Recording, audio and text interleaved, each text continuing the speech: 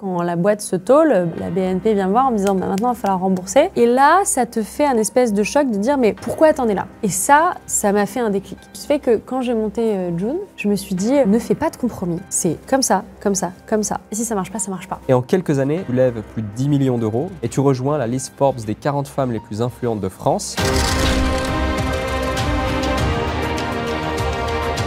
On va aller sur ce marché et on va aller faire un truc radicalement différent. Tu vas créer une histoire, une représentation qui va parler aux gens. Et je pense que c'est une des raisons pour lesquelles ça a marché. Toi, ton job, c'est pas de contrôler les gens, contrôler ton environnement, contrôler ton marché. Tu peux pas contrôler ça. Ce qui grandit avec certitude quand ta boîte grandit, c'est le nombre d'emmerdes. Ton job devient assez rapidement de traiter des emmerdes de plus en plus stratosphériques. C'est pas un combat, c'est une somme de petits combats.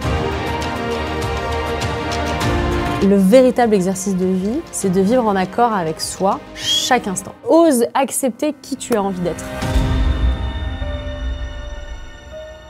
Bonjour et bienvenue dans ce nouvel épisode du podcast Le Déclic, encore une fois bien accompagné.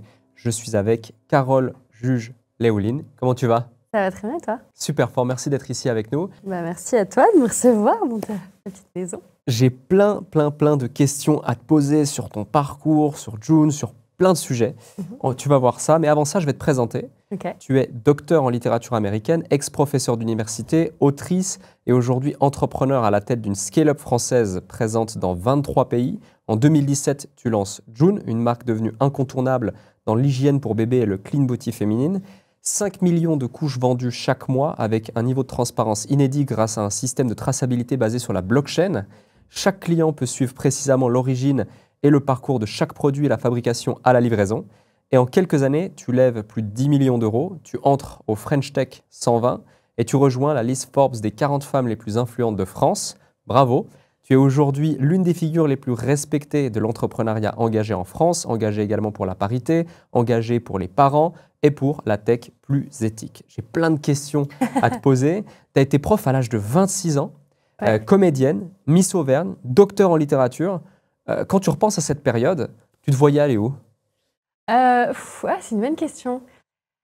Moi, je crois beaucoup que la vie est une succession de phases. Et je pense que chaque phase apporte son lot de questions d'insécurité, de stabilité, de joie. Quand j'étais petite, sur ma première phase de vie, je voulais être artiste. Je voulais être scénariste, autrice, comédienne. Et donc, j'ai fait ça quand j'étais plus jeune. Ma grand-mère était costumière de théâtre, donc j'ai fait beaucoup de théâtre. Mes parents étaient profs. Donc c'est vrai que l'attrait à la littérature, à la lettre, aux arts, c'est un truc que j'ai eu toute petite. Assez rapidement, mon père m'a expliqué qu'en fait, être artiste, c'était pas vraiment un métier. On peut être en désaccord avec ça, sans problème. Mais je pense qu'à 18 ans, j'avais pas envie de me battre contre le système et donc, j'ai fait des études en me disant que j'allais suivre un petit peu le géant familial et être prof. Et c'est comme ça que je me suis retrouvée aux États-Unis à 20 ans pour faire mon master en littérature. Et j'ai continué de jouer, j'ai continué d'écrire parce que ça, c'est des choses qui m'ont pas quittée. Mais je me suis sortie de la tête le fait que ça allait être mon métier. Et à partir de ce moment-là, je me suis dit, je vais travailler soit autour de la littérature. Donc au début, je me disais peut-être que je serais éditrice, je sais pas. Et puis en fait, en faisant mon master, en apprenant à faire de la recherche aux États-Unis, je suis devenue passionnée par la recherche. Et donc là, je me suis dit que j'allais faire un doctorat. Et ça m'a jamais trop quittée. Ça reste quelque chose d'assez artistique parce que tu travailles avec le livre, qui est une matière qui est quand même très artistique et très noble. Et donc sur cette phase de vie-là, j'étais bien là-dedans. J'étais contente de devenir prof parce que dans ma famille, on avait beaucoup d'enseignants. C'est un métier formidable que je respecte énormément. Je suis très, très heureuse d'avoir exercé pendant longtemps. Et ça s'est fait assez naturellement. Et c'est vrai que quand je rentre en France en 2010, donc je viens de soutenir ma thèse, j'ai mes premiers postes de prof à la fac. Et en même temps, on me propose un jour par hasard de remplacer une comédienne malade dans une pièce de théâtre. Je dis oui. Je ne sais pas... Vraiment, je ne sais pas par quel bout de fil en aiguille un metteur en scène vient me voir jouer et il trouve que je suis bien, donc il me demande de faire le casting pour une de ses pièces et donc je suis prise dans sa pièce. Et puis en fait, après, de fil en aiguille, le truc se refait comme ça, un peu sans que je l'ai trop cherché. Et donc, j'ai une phase de ma vie où je suis prof 2 jours et demi par semaine et comédienne le soir au théâtre 5 jours sur 7. Je suis en même temps pendant plusieurs mois des cours de théâtre avec Nils Arestrup le matin. Donc ça a fait beaucoup d'art d'un seul coup dans ma vie. Et à ce moment-là, je tourne Taken 3, je fais des trucs un peu rigolos. Et après, j'ai un gros accident de cheval qui me brise le bras droit, que j'ai récupéré depuis, mais à l'époque, il n'était pas au mieux de sa forme. Et là, tout s'arrête. Tout s'arrête parce que d'un seul coup, avant le confinement, j'ai le bras collé sur moi pendant 6 mois. Et je ne peux plus bouger, j'ai la main comme ça. Donc déjà, tu apprends à vivre avec un seul bras. Et surtout, je suis confinée dans mon appartement. Donc je vis au 5e étage avec mon chien dans 20 mètres carrés. C'est une période qui est très désarmante parce que d'un seul coup, tu peux plus rien faire de ta vie, quoi. Je devais jouer Mademoiselle Julie, je peux plus. Je peux plus faire ni mon métier de prof, ni mon métier de comédienne. J'ai le bras collé sur moi, donc pour écrire, évidemment, je suis droitière. Donc ça marche pas. Et à ce moment-là, je me rappelle d'une idée que j'avais eue longtemps avant, d'une boîte qui ressemblait un peu à ce que j'avais connu aux États-Unis quand ils ont lancé Facebook. Parce que j'étais aux États-Unis quand Facebook a été lancé et notre université était la première université publique à faire partie du réseau. Et donc je me dis, tiens, si je lançais un réseau social pour les futurs parents et les jeunes parents. Et c'est comme ça que je lance ma première boîte, un peu par hasard à cause de mon accident. Et voilà. Tu avais toujours été attirée par l'entrepreneuriat ou pas? Parce que c'est pas anodin. Pas du tout. Donc tu te dis, je vais lancer une boîte. Qu'est-ce qui fait que tu as un déclic et que tu te dis, je peux le faire, j'ose le faire? Peu de gens osent se lancer. Est-ce que c'est parce que finalement, tu es seul dans 20 mètres carrés, tu n'as que ça à penser, tu te dis, c'est la seule solution pour me permettre de m'exprimer? Est-ce qu'il y a autre chose? Shakespeare dit le désespoir et l'énergie du désespoir, c'est un peu ça. Faut s'imaginer le truc. Moi, je suis à ce moment-là entourée de gens qui ont fait des études plus courtes que les miennes. J'ai beaucoup de mes amis qui avaient fait des études de commerce, qui gagnaient hyper bien leur vie, qui travaillaient dans des très grosses boîtes. Et moi, j'étais un peu... Alors, j'étais pas la loseuse du groupe, mais comme j'étais un peu l'artiste du groupe, ça allait, en fait. J'étais celle qui avait le moins de thunes. J'étais celle qu'on invitait tout le temps à déjeuner parce que, Carole n'avait pas trop de sous. Et comme je faisais des choses artistiques, ça allait. Parce que j'étais prof de littérature à l'université, c'était chic, mais je gagnais 1800 balles par mois. J'étais comédienne de théâtre, donc je gagnais entre 500 et 1000 balles par mois en plus dans les meilleurs mois avec le théâtre. Donc c'est vrai que c'était pas... j'avais un rapport en fait à l'argent qui m'a toujours été d'ailleurs assez... L'argent est une commodité, il faut l'utiliser, quoi, et c'est pas un but en soi. Mais au-delà de ça, ma position entre guillemets sociale est assez dure. Je vois tous ces gens qui achètent des apparts, sont en couple, certains pas mal se marient, pas encore des enfants, mais tu vois, tu sens qu'il y a une progression. Et moi, j'ai un sentiment de stagnation dur, quoi. Et là, tu te dis, waouh, t'es enfermé chez toi avec ton bras cassé. T'as un métier qui fait que si tu n'es pas physiquement apte, tu ne peux rien faire. Et puis en plus, au-delà du fait que j'avais plus de bras, j'ai fait un casting à ce moment-là parce que quand même j'avais un agent qui m'envoyait quand même encore casté. Puis j'avais cette particularité, je parle anglais sans accent. Donc en fait, quand des productions américaines veulent des actrices qui sont comme des Américaines en France, mais sans avoir à payer le fait qu'elles viennent et sans avoir le côté, il faut faire des papiers, c'est compliqué. Et c'est comme ça que je me suis retrouvée à faire 2-3 films avec EuropaCorp. Il y avait ce côté, j'ai essayé de jouer et au casting, je me revois, j'avais mon bras contre moi. Dès que j'essaye de faire un geste naturel, j'ai hyper mal. Et donc, en fait, je retiens mes gestes. Et quand tu retiens tes gestes, tu retiens ta voix, tu retiens tes émotions, tu retiens tout. Il n'y a rien qui fonctionne. Donc, c'est dur parce que d'un seul coup, tu te dis, tu peux plus rien faire, quoi. Et là, l'énergie, le désespoir et l'énergie du désespoir te disent, franchement, foutu pour foutu, fais ça, quoi. Sans que ce soit je rêve de faire ça, je rêve de faire plein de thunes, je rêve de m'accomplir. Je me dis, franchement, je ne tomberai pas plus bas, donc vas-y, fais-le. Et là, tu lances cette boîte. Ouais. Tu me dis un réseau social pour les parents, c'est ça? Ouais. Qu'est-ce qui se passe? Est-ce que tout de suite, c'est un grand succès? Non, il n'y a aucune boîte qui est tout de suite un grand succès, mais après, la théorie derrière était vraiment très bonne. Le besoin, quand t'es parent, de te connecter avec d'autres gens qui vivent la même chose, c'est un truc qui est très humain et très fédérateur. Donc, c'était pas très compliqué de trouver des mamans qui avaient envie de créer du lien, même avant le Covid. C'est encore plus vrai après le Covid. Mais même avant le Covid, c'était pas très difficile de dire il y a des mamans qui ont besoin de créer du lien et de parler avec d'autres filles qui vont avoir des problématiques similaires. Le vrai problème, c'était l'argent. Comment on crée de l'argent? Parce que j'avais pas ce mindset business du tout. Parce que j'ai vraiment grandi très loin de tout ça. Donc le modèle économique. Ouais, le modèle économique. Comment tu vas gagner de l'argent, comment tu recrutes des gens, comment tu structures des choses. La chose que je savais faire, c'était lire des choses, réfléchir sur des choses, créer de la valeur. Et donc, en gros, ce qu'on appellerait vulgairement de la stratégie et le produit, ça, je sais très bien faire parce que ça allie des choses que dans toutes mes expériences, j'ai pu développer. La structure théorique, lire, comprendre, assimiler, avoir une capacité de réflexion et connecter les choses, raconter une histoire, générer de l'émotion. Et en fait, créer une marque, c'est comme créer un personnage quand tu es sur scène, c'est comme créer un personnage quand tu écris un personnage, c'est créer un univers. Alors, un univers fait de personnages qui disent bah là, tu arrives, tu rentres, tu claques l'autre, tu pars en claquant la porte, tu es triste. C'est la même chose que de dire bah voilà, le produit va faire ci, va faire ça, tu vas le mettre en scène comme ça. Ce que la personne doit ressentir, c'est ça. Et je pense que c'est ça qui a fait que, au départ, j'étais enfin, je ne vais pas dire que j'étais une bonne entrepreneur parce que j'ai beaucoup de mal avec l'auto-appréciation, mais je pense que c'est ça qui a fait que ça a marché.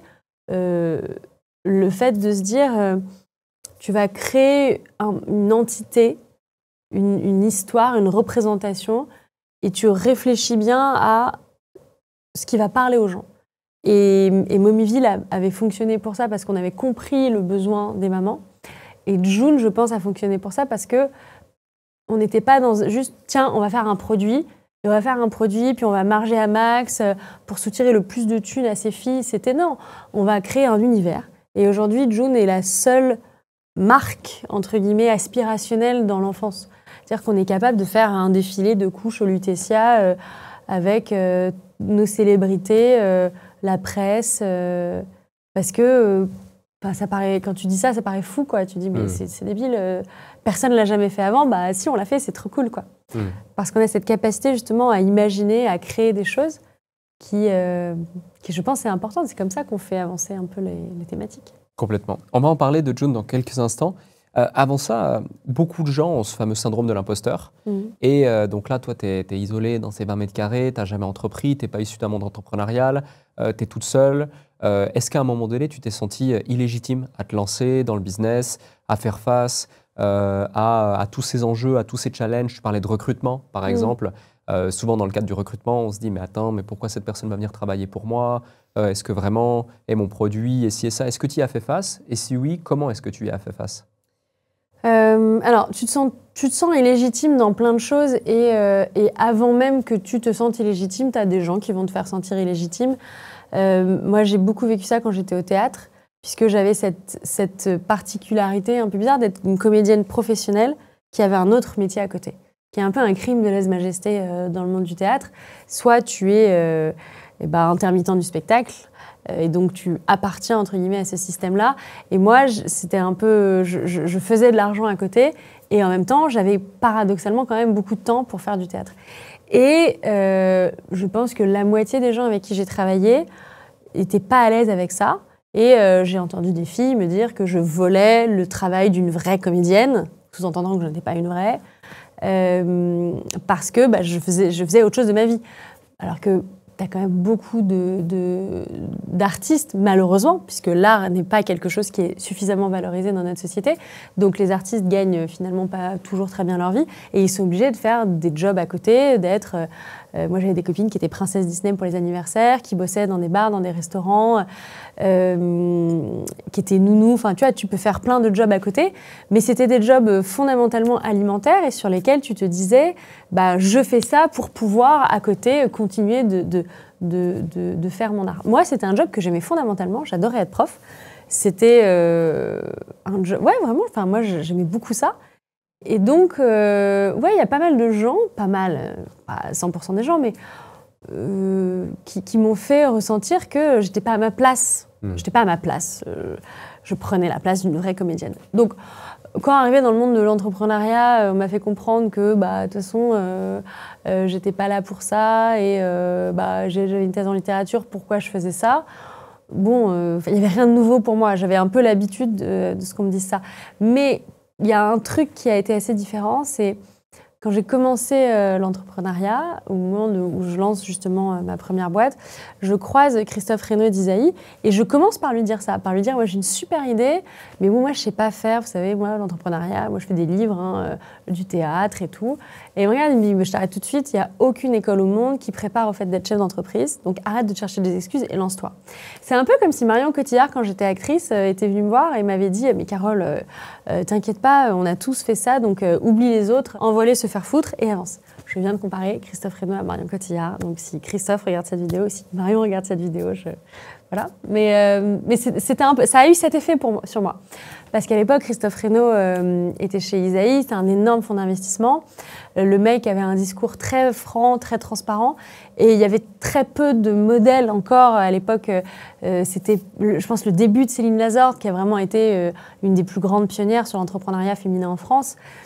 Donc c'est vrai que bon, on se disait un peu, bon, oublie que tu n'as aucune chance et vas-y, tu verras bien, quoi. Quand j'ai raté ma première boîte, là, évidemment, tout le monde est revenu m'expliquer que quand même à quoi je m'attendais, une prof slash...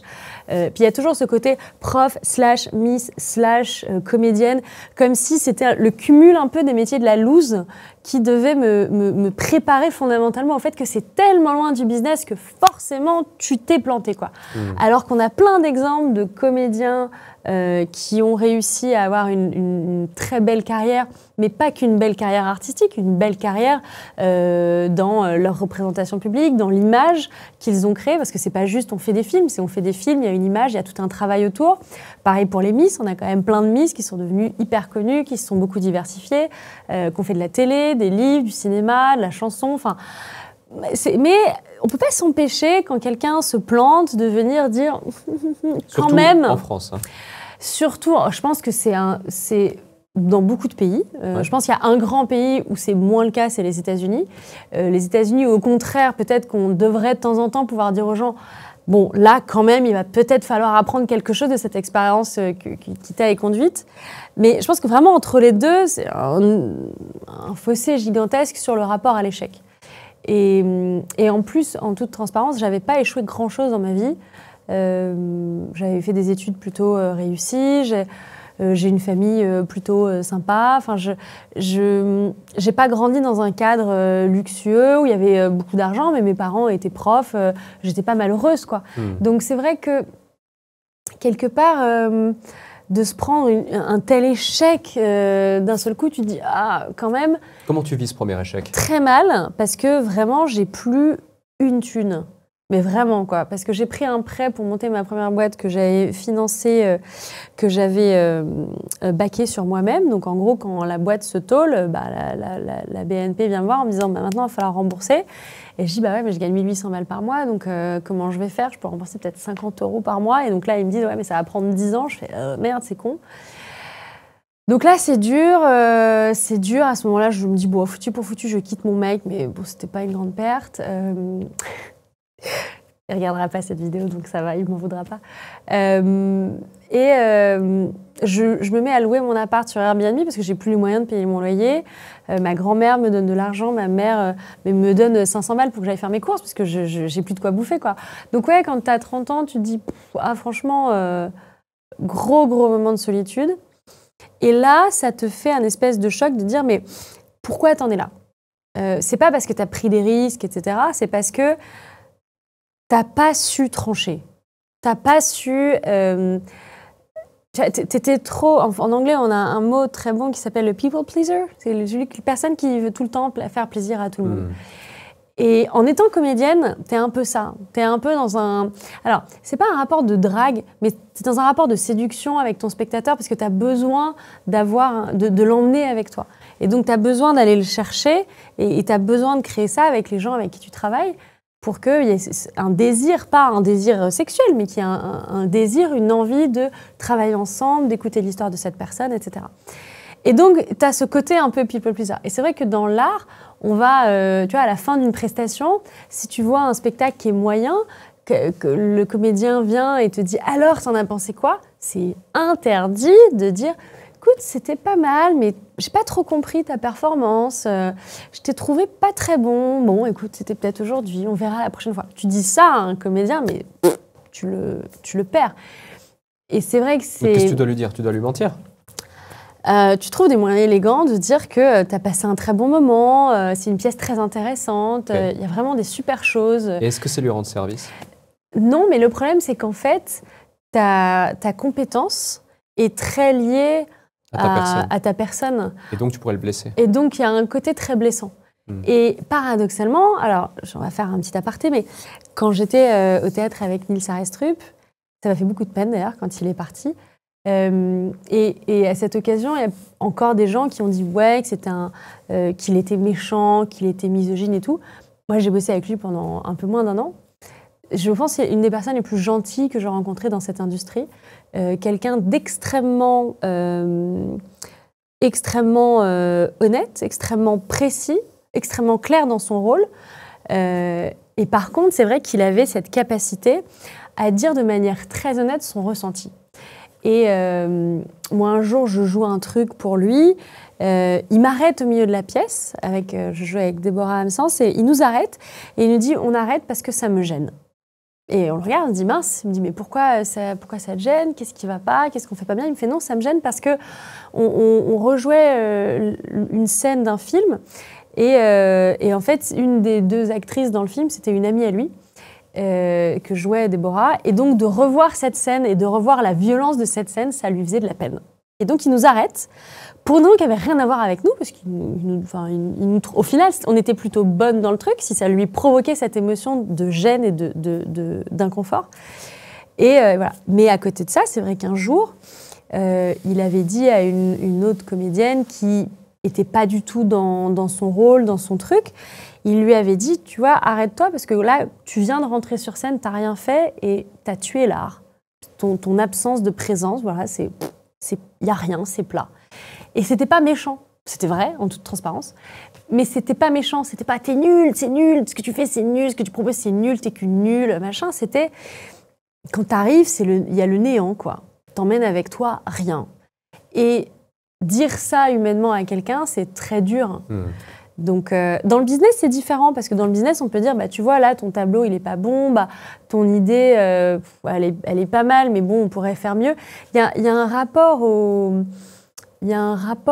feedback qui est un peu essentiel. On dit beaucoup feedback is a gift, mais c'est très vrai.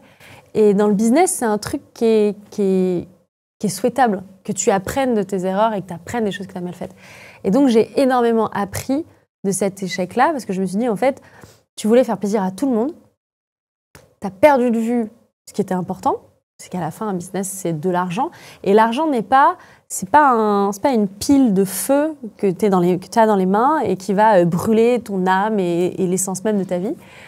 C'est le moyen de la liberté de ce que tu veux accomplir. Et en fait, si tu vois l'argent comme un moyen nécessaire pour parvenir à ce que tu veux apporter, et nous, en l'occurrence, on voulait faire bouger les lignes dans une industrie qui était vieillissante, tu te dis, cet argent va alimenter l'agenda de « amenons quelque chose de mieux ». Et ça doit être ton argent. C'est l'argent que tu génères avec tes produits, avec tes idées, et pas l'argent que tu vas lever à droite à gauche contre des promesses, contre des trucs. Et ça m'a fait un déclic. Et donc, ce fait que quand j'ai monté June, je me suis dit, ne fais pas de compromis. C'est comme ça, comme ça, comme ça. Si ça marche, ça marche. Et si ça marche pas. Mais au moins, tu auras été vraiment très clair et très positionné dans ce que tu veux faire. Et je pense que c'est une des raisons pour lesquelles ça a marché. Parce qu'on avait un positionnement qui était tellement clair et pas strict, mais clair et sans compromis, qu'au final, ça a plu aux gens. Tu peux nous en dire plus justement sur ce positionnement, sur cette clarté, et pourquoi spécifiquement June? En fait, le postulat de base, c'est qu'il y avait un marché qui est toujours dominé à 50% par un grand acteur mondial. qui a eu le mérite d'inventer le produit, ce qui a aussi, c'est pas un monopole, mais une mainmise sur un marché, a aussi pour problématique le fait de ne pas encourager l'innovation. Déjà parce que, en toute transparence, celui qui a le plus gros budget pour l'innovation, c'est le grand acteur mondial et que de toute façon, tu sais qu'il va en faire. Et donc, c'est vrai que c'est pas un marché où tu te dis on est dans une création de valeur. Tu vois. Au moment où tu commences à travailler sur le téléphone portable, tu te dis tiens, y a un mec qui va faire le smartphone. Et tu te dis, bon, il y a un champ des possibles. En ce moment, on parle beaucoup de l'IA parce qu'on ne sait pas jusqu'où l'IA peut aller. Alors, on adore dire que l'IA va changer nos vies, révolutionner notre monde. Bon, pour l'instant, à part faire gagner du temps quand on veut faire des docs ou automatiser des tâches qui n'ont pas forcément, en effet, de grande valeur stratégique ajoutée, ou faire des photomontages à la con qui nous prendraient un petit peu plus de temps à faire si on devait les faire nous-mêmes, on n'est pas encore dans un monde où l'IA a changé radicalement nos vies. Pour ceux qui ont vu le dernier Mission Impossible, on est à des années-lumière d'un truc comme ça, quoi, où l'IA seule décide de déclencher des armes, des machins. Enfin. Donc c'est vrai qu'il faut quand même une certaine forme de folie ou d'insouciance ou d'innocence peut-être pour dire on va aller sur ce marché et on va aller faire un truc radicalement différent. Radicalement différent avec le positionnement en disant on va faire quelque chose de très transparent. Parce qu'aujourd'hui, quand on cherchait, enfin à l'époque, quand on cherchait les informations, on ne trouvait pas grand-chose, c'était assez obscur, les gens n'avaient pas trop envie de communiquer, c'est fait où, comment, qu'est-ce qu'il y a dedans. Je dis, bah si, il faut le dire aux gens, quoi. Soit on a honte de ce qu'il y a dedans, bon bah dans ce cas-là, on va faire en sorte qu'on n'ait pas honte de ce qu'il y a dedans, et donc derrière, on va pouvoir communiquer sur ça. Et donc ça, c'était le premier point. Le deuxième point, je rentrais des États-Unis, pays du client est roi. Je me suis dit, bah, c'est vrai qu'aujourd'hui, l'expérience client sur ce produit-là, elle est vraiment pourrie. Il faut aller le chercher dans un magasin. C'est volumineux, mais c'est pas lourd. Donc en fait, quand tu es enceinte ou que tu as un enfant en bas âge, ton mari, c'est pas comme elle, il te dirait pas va chercher un pack d'eau parce qu'il sait que c'est lourd et que c'est pénible à transporter. Donc là, pour la couche, il se dit bah bon, c'est un peu gros, mais c'est quand même très léger. Donc tu peux peut-être aller le chercher, mais ça reste pas pratique parce que c'est grand. Et le troisième point, c'était c'est pas très beau, quoi. C'est un produit sur lequel que tu vas toucher tous les jours de ta vie quand tu as un enfant pendant 3 ans, littéralement tous les jours, et tu n'as aucun désir pour ce produit. C'est plutôt, tu vois, la tâche un peu ingrate, genre oh, on va changer le bébé, alors que c'est un beau moment de partage avec ton enfant et que ça peut avoir un côté un peu fun et un peu excitant, genre ah, ça va être trop cool, quelle couche on va choisir, etc. Et donc pour remettre en fait du désir sur ce produit, il fallait créer une marque qui soit puissante, et une marque puissante, c'est une marque qui représente des choses puissantes. Et c'est une marque qui a une histoire puissante. Et en fait, l'histoire puissante, c'est pas les storytelling qu'on peut voir un peu à la con sur les plateformes où un jour j'ai découvert que j'avais un grain de beauté qui était cancérigène, on me l'a enlevé, puis donc derrière j'ai fait une marque de produits solaires contre alors que un grain de beauté cancérigène, c'est un pléonasme, un grain de beauté est cancérigène de base. Donc on s'est dit on va pas aller dans ce genre de truc là, on va aller directement sur un truc on veut quelque chose de très transparent, de très pratique et de très beau. Et ça a plu aux gens. Donc, c'était une bonne idée. Et tu dis qu'une bonne marque, c'est une marque qui a une belle histoire. Mm-hmm. C'est quoi l'histoire de June ? L'histoire de June, c'est l'histoire un peu d'une renaissance parce que au départ, je me dis pas June, ça va être la boîte de ma vie. Je me dis juste, franchement, t'as tout perdu, t'as plus rien. Foutu pour foutu, fais-le, quoi. C'est pas... y a un côté, je pense, un peu revanche sur la vie. Et c'est pour ça qu'avec Anthony Bourbon, on s'entend très bien. On est rentrés ensemble dans le même fonds d'investissement. Et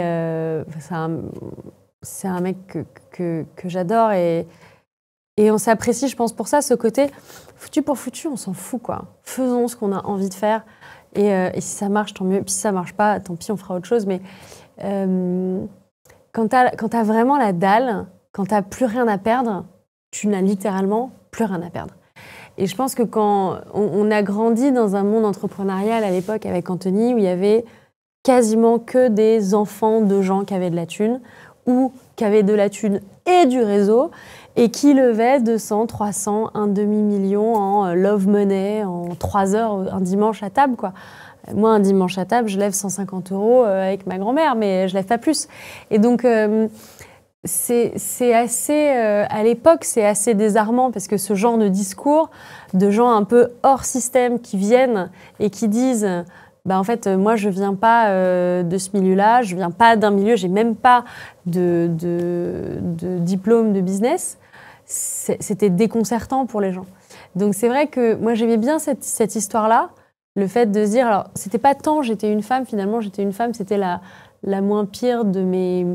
C'était le plus facile à gérer de mes défauts, entre guillemets, pour les investisseurs, qui étaient plutôt décontenancés par le fait que bah, j'avais pas d'expérience de business, j'étais prof, comédienne, ils comprenaient pas, mais j'étais prof, t'as été comédienne, ils croyaient que j'avais été Miss, enfin j'avais fait des concours de Miss. L'ensemble, ils comprenaient pas le truc, quoi. C'est bizarre. Et c'était un peu la même chose avec Anthony, qui arrivait avec Feed, qui disait mais on comprend pas. Et donc on est rentrés, c'est marrant, on est rentrés en même temps et on a eu tous les deux un espèce d'audit psychologique pour qu'ils comprennent un peu qui on était, quoi. Parce qu'on était un peu deux ovnis. C'était un peu chelou. Ils comprenaient pas trop. Et donc c'est vrai que l'histoire s'est faite un peu autour de ça, du fait de se dire on a une opportunité de raconter quelque chose de différent de ce qui se raconte à ce moment-là dans l'écosystème entrepreneurial français.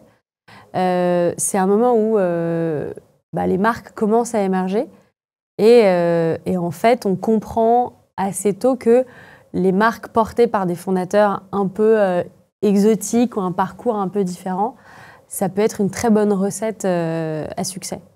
Et c'est exactement ce qui s'est passé. Parce que on avait un discours un peu différent. Alors Anthony a une manière beaucoup plus abrupte de parler que moi, avec un côté de revendication sociale qui est peut-être plus fort et parce qu'il a une histoire familiale qui est un peu plus compliquée que la mienne. Mais c'est vrai que cette volonté de dire tout le monde peut y arriver, arrêtez de croire qu'il faut être bien né et riche pour y arriver, je pense que ça a eu beaucoup d'écho et ça a donné beaucoup de force, beaucoup d'envie aux gens. D'espoir. D'espoir, ouais, de se dire, c'est pas forcément je vais devenir entrepreneur, je vais monter une boîte, je vais faire 100 millions d'euros de chiffre d'affaires, mais si je ne suis pas bien aujourd'hui dans ce que j'ai le droit de faire autre chose. Et moi, j'étais un peu la reine de ça, puisque au final, j'avais été prof, j'avais été comédienne, j'avais été scénariste. Et on aimait bien me ressortir ça à chaque fois, comme si, tous ces métiers un peu de loser, donc tu passes d'un métier de loser à un autre métier de loser, alors que pas du tout. Je passe d'un métier que j'aime à un autre métier que j'aime, à un autre métier que j'aime, et sans arrêter d'aimer le métier précédent. Demain, je redeviens prof, je suis très heureuse. Demain, je redeviens écrivain, je suis très heureuse. Donc c'est des phases. C'est des phases de vie. Et c'est vrai que June a été lancée dans une phase où les startups qui avaient un impact et un positionnement un peu différent étaient très appréciées justement parce qu'elles avaient ce truc un peu différent des autres, quoi. Pourquoi ce produit spécifiquement? Est-ce qu'il y a un moment, un déclic qui fait que tu te dis « je veux me lancer dans cette industrie » ? Parce que j'avais appris des mamans sur ma précédente boîte qui avaient grosso modo 2 très gros sujets. C'est comment je nourris mon enfant. Il a faim, quand est-ce qu'il a faim, est-ce qu'il a assez mangé, est-ce qu'il a assez bu, est-ce que j'ai assez allaité, combien de temps j'allaite, est-ce qu'il a le droit de manger des épinards, il a le droit de manger du chocolat, à quel âge il a le droit de manger ça, mince, il a peut-être trop mangé, toute la bouffe, et comment je m'occupe de mon enfant. Il faut que je donne un bain tous les jours, tous les 2 jours, comment je donne le bain, est-ce qu'il faut le coucher maintenant, comment je fais pour lui moucher le nez, etc. Est-ce que j'utilise ce produit ou pas ce produit, et quand il a ça, qu'est-ce que je fais? Et sur ces 2 problématiques, on était pratiquement genre 98% des gens avaient des questions sur la bouffe, 92% avaient des questions sur comment on s'occupe d'un bébé. Pour moi, la bouffe avait un compromis assez facile. T'es inquiet sur la bouffe industrielle que tu donnes à ton enfant. Tu vas faire ton marché le samedi matin et tu fais tes petits pots et comme ça, tu contrôles un peu mieux la bouffe que tu vas donner à ton enfant. Pareil pour le lait, si tu as peur de ce qu'il y a dans le lait infantile, tu gardes ton enfant à l'allaitement et puis à l'allaitement maternel au sein. Et le problème, entre guillemets, est résolu. Sur les produits que tu utilises pour ton enfant, c'est plus compliqué. À l'époque, Aromazone n'était pas encore cette espèce de géant du do-it-yourself cosmétique. Donc, de dire aux gens, fais toi-même ta cosmétique, les gens te regardent en disant, mais vous êtes tarés. C'était vraiment réservé aux ayatollahs du bio qui vivaient dans des chèvreries, dans des pantalons en chambre. C'était vraiment pas du tout mainstream. Et donc, c'est vrai qu'à ce moment-là, on se dit, bon, ça va être intéressant d'aller dans cette direction sur ce produit-là. C'est un produit sur lequel il y avait beaucoup d'opacité, très peu d'innovation. Et en même temps, comme j'étais très marquée de l'échec de ma première boîte, un vrai potentiel. C'est-à-dire que le but, c'est pas d'aller faire un petit produit avec peu de repeat qui génère peu d'argent. C'est d'aller chercher quels sont les plus gros postes de dépenses et qu'est-ce que tu peux révolutionner sur ce poste de dépense-là. Et c'est comme ça qu'on a décidé de faire de la couche. Et c'est quoi les premières étapes quand vous vous lancez? C'est comprendre le produit. Déjà, parce que moi, je n'étais pas maman à l'époque, donc comprendre le produit, l'usage, les habitudes, les gens les achètent où, comment, t'en consommes combien, rencontrer les industriels du secteur. Là, ça a été très drôle parce qu'en fait, la plupart des gens me trouvaient un peu folle. Ils voyaient débarquer une nana qui était docteur en littérature qui disait « je fabriquais des couches ». Je disais « mais elle est tarée ». J'ai même une usine qui, depuis, est devenue une usine avec qui je bosse, mais à l'époque, il m'avait dit, un vieux commercial m'avait dit que il m'a dit littéralement, vous êtes trop conne, ça ne marchera jamais. Tout le monde s'en fout de savoir de ce qu'il y a dans une couche. J'avais dit, ah. Mot pour mot. Mot pour mot, vous êtes trop conne. Le vous êtes trop conne, ça m'avait marqué quand même, parce que c'est rare qu'un bizdev, que quelqu'un dans le business se dise, enfin, vraiment, vous êtes trop conne, votre idée, c'est de la merde. C'est marquant. Et donc, tu fais un peu le tour des différents fabricants pour essayer de comprendre comment on fabrique, les minimums de quantité qui sont quand même très élevés. Et pareil pour la logistique, c'est-à-dire qu'il faut rencontrer quelqu'un qui accepte de dire tiens, on va se lancer, on va faire ça ensemble, quoi. C'est pas simple. C'est pas donné, c'est pas acté comme ça. Tu as besoin d'avoir ce truc-là. On décide d'aller sur ce produit parce qu'il rassemble, entre guillemets, toutes ces différentes composantes et qu'on se dit que ça peut bien marcher, quoi. Et du coup, tu décides de faire ce produit. Il y a ce commercial qui, à un moment donné, te dit votre idée, c'est de la merde, grosso modo. Pour autant, tu persévères. C'est quoi les étapes d'après? On est en quelle année à ce moment-là? 2017 2017. Ouais. Tu rencontres une usine avec qui, finalement, ça va le faire. Donc, tu signes une usine, tu commences à développer ton produit. Tu dis, moi, je veux ça, ça, ça, ça, ça. On te dit, ça va être trop cher. Je dis, c'est pas grave. Derrière, tu lances tes premières productions, tu trouves tes premières clientes. Comment tu t'y prends? Pour trouver les premières clientes, on avait créé des groupes de mamans sur Facebook, et donc ce qui derrière nous permettait de faire tester le produit. On faisait un peu de pub. On commence à parler avec des influenceuses. Il n'y en avait pas beaucoup à l'époque, mais c'était pas mal. Et puis on avait un produit qui était beau. Donc à l'époque sur Instagram, il y avait quand même beaucoup moins de marques que maintenant, donc c'était plus facile pour parler en tant que marque. Et on avait des belles choses à montrer. Donc, à la fois la partie communautaire, à la fois la partie design. Et puis, je pense qu'on était bons. À partir de quel moment vous intégrez cette dimension transparente avec la blockchain? Parce que ça c'était en 2020. 2020. C'était en 2020. Et en fait, à ce moment-là, on rencontre une boîte qui a une technologie blockchain pour faire du suivi de chaîne du froid en B2B. Et j'ai dit, c'est vachement intéressant, mais en fait, moi, je veux faire un truc pour le client. Et c'était avant qu'on comprenne ce que c'était que la blockchain et qu'on comprenne ce que c'était avant l'émergence du Web3, des cryptos, etc. Ça existait bien sûr, mais c'était pas encore un truc mainstream et hype. Et donc, je me dis, ça peut être hyper intéressant si on prend cette idée et qu'on la transpose dans quelque chose de front, quoi, quelque chose auquel le client peut je sais pas comment dire en français, peut comprendre. C'était compliqué à marketer parce qu'il fallait aller voir tous les patrons d'usine et leur expliquer qu'ils allaient devoir mettre les données dans le nœud de data sur la blockchain. Et ils ne comprenaient pas ce que c'était la blockchain. J'ai eu une conversation assez marrante un jour avec un patron d'usine qui me dit « Mais alors, si j'achète une paire de baskets dans le Web3, je ne peux pas les mettre pour aller en forêt ?» Et je lui dis non, parce qu'elles seront dans le Web3. Elles ne seront pas dans ta vie. Il me dit « Ah bon, alors je vais peut-être pas le faire. » Et tu as des discussions comme ça marrantes, où tu te dis « Waouh, on est aux prémices d'un truc compliqué, mais il faut réussir à évangéliser, à éduquer. » Et ça a pris beaucoup de temps. Mais c'était assez chouette. Comment c'est accueilli fait. par le public?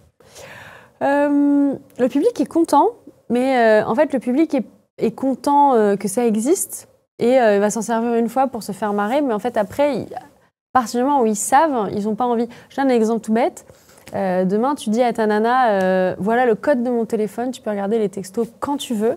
Elle va le prendre une fois, elle va regarder une fois. Et en fait, après, elle arrêtera de regarder. Parce que le principe, c'est de se dire, bah, j'ai le droit de le faire, je peux le faire, j'ai tous les outils pour le faire. Ok, ça me rassure. C'est un pouvoir de réassurance énorme, le fait de dire aux gens, mais ouvre la porte, il n'y a rien à cacher. Ouvre la porte, tu vas pouvoir tout voir. Et en fait, les gens, on va s'amuser tous les quarts d'heure, ouvrir la porte en disant, ah, c'est bon, j'ai vu. Ah, bah, la semaine prochaine, je vais regarder aussi. Tu vois. C'est pas du tout C'est un réflexe humain, tu as envie de voir les choses qu'on te cache. Et une fois que tu sais, bah, elles sont là, ouvre la porte, tu les verras. Au pire, tu ouvres une fois, voire même tu n'ouvres pas. Il y a plein de gens qui savent que ça existe, qui sont trop contents que ça existe, qui n'y sont jamais allés. Parce que vous le traquez, ça? Vous pouvez voir justement? Ouais. Ok, hyper intéressant. Et comment on passe de juste une idée que tu vas exécuter, que tu vas déployer, qui va fonctionner, tu vas commencer à créer des communautés, vendre tes premiers produits, etc., mettre en place plein de choses, structurer une équipe, grandir, à une marque qui expédie 5 millions de couches par mois? On en expédie plus maintenant d'ailleurs, mais ouais. Combien? Je pense qu'on doit être à 70 à l'année. Ok, ouais. Ah ouais. Donc on est à 6. Je pense un peu plus de 6, ouais. Ça dépend des mois, il y a des mois qui sont plus gros que d'autres. Mais comment? Avec beaucoup de travail, avec une excellente équipe, très très bonne équipe. On a eu différentes équipes chez June. Parce que les équipes, ça grandit. Tu as des gens qui arrivent, qui sont très bons dans la première phase, des gens qui vont être meilleurs dans la deuxième phase. Dans les phases un peu plus résilientes, pareil, c'est d'autres gens qui derrière, ont une âme de batailleur. Non, beaucoup l'équipe. Beaucoup l'équipe, très bonne stratégie. C'est un truc auquel on a historiquement été assez bon. La vision, la strat, réfléchir, mettre des idées. Ça, c'est un truc qui est assez important. Dans le business, on a souvent tendance à oublier ça. On fonce tête baissée dans un truc en disant « Ah, il faut aller faire ça ». Et en fait, parfois, il faut prendre le temps de s'arrêter et s'asseoir sur le bord de la route, regarder les voitures passer et se dire « Ok, donc c'est quoi la prochaine étape ?» Et on a toujours été bon pour ça. Pour se dire, on se pose, on regarde et on analyse et puis on en déduit quelque chose. Je pense que c'est en partie ça. Et puis évidemment, le produit était incroyable, la communauté était très supportive. On a eu un très beau relais, on a été classé premier par 60 millions de consommateurs en 2018, donc un an après notre lancement. Ça nous a aussi beaucoup aidé. Mais bon, après, l'entrepreneuriat, le business, c'est un éternel... comment on dit en français? Ça se perpétue éternellement, c'est-à-dire que c'est un jeu infini. Ouais, tu peux pas te reposer sur tes lauriers, même si c'est un endroit sympa où se reposer. Tu te reposes sur tes lauriers, 2 ans, 3 ans plus tard, il y a quelqu'un qui fait mieux que toi ou qui a pris plus de place, etc. Mais ça, c'est vrai dans tout. C'est vrai dans l'art. Tu peux être au sommet de ton art un jour, et puis si après, pendant 1 an, 2 ans, 3 ans, 4 ans, 5 ans, tu ne fais plus de films, tu fais plus rien, tu fais plus jamais parler de toi, tu perds tes connexions, tu perds les liens avec les gens, et donc si un jour tu te réveilles en disant tiens, au fait, j'aimerais bien faire un truc, il y a quelqu'un il y a 20 personnes, 30 personnes, 100 personnes avec aussi beaucoup de talents qui sont venus et qui ont pris ta place. Donc c'est dur, on a souvent tendance à oublier ça, mais un très bon exemple, c'est Beyoncé, quoi. Beyoncé, il y a 20 ans, c'est les Destiny's Child, et les Destiny's Child, c'est 3 filles qui sont ultra brillantes, et c'est une entité. Et quand il y en a une qui te dit « je vais faire une carrière solo », les 3 font la carrière solo. Mais aujourd'hui, je te demande les noms des 2 autres, à part si tu étais un grand fan il y a 20 ans, il va falloir que tu cherches. Peut-être qu'en cherchant, tu vas t'en rappeler, mais là, tout de suite, là, maintenant, Beyoncé, tu vois qui c'est, quoi. Ouais, complètement. Tu mets en évidence l'équipe. Je suis vraiment aligné là-dessus. Pour autant, tu dis que tu as eu plusieurs équipes à certaines phases, notamment une phase résiliente, par exemple.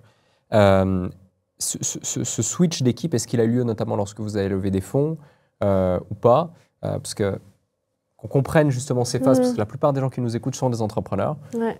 C'est déjà un challenge de réussir à constituer une équipe qui nous ressemble, qui est alignée à la vision, à la mission de l'entreprise, qui correspond aussi à la phase dans laquelle on est pour pouvoir aller chercher la suivante. Comment on gère justement ces transitions?